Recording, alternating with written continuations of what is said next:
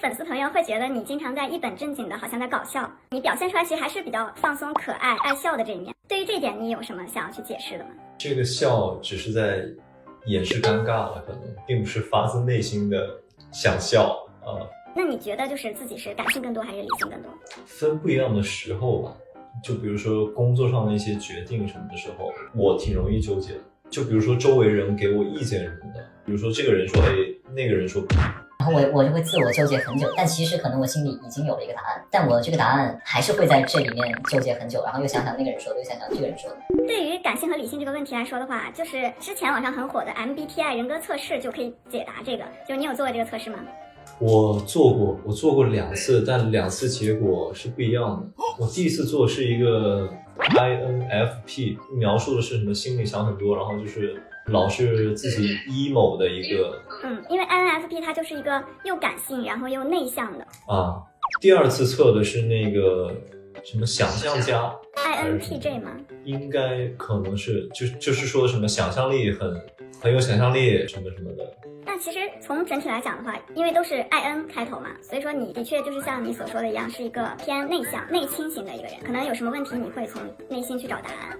哎，那别人都是从哪里去找答案？比如外向的人呢，他可能不会去自我纠结，他会去更多的去表达出来。好像是这样的。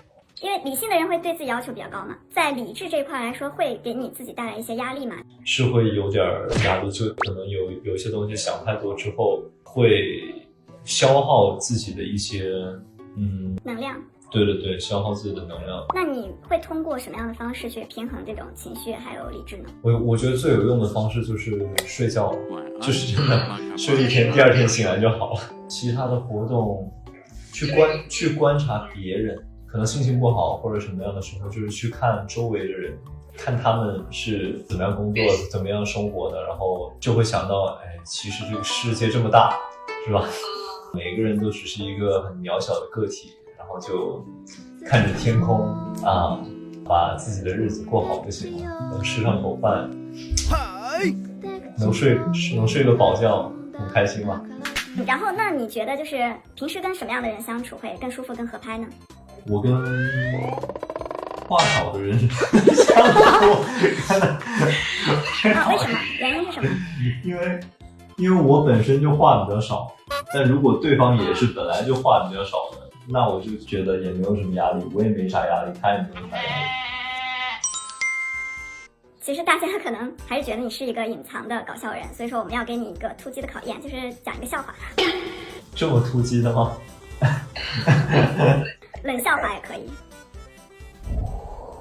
2 hours later， 我坐在这儿就是一个笑话。像肖无敌的话，他有自己的特殊技能。那如果说给你一个神笔，你现在可以去编写自己的人生的话，你最想要什么超能力？我想回到古代当皇帝。然后呢，你会怎么样使用这种能力？我会弄很多发明，让大家都过上好日子。把现代的东西带到过去是吗？对，咱们这个科技发展全球第一。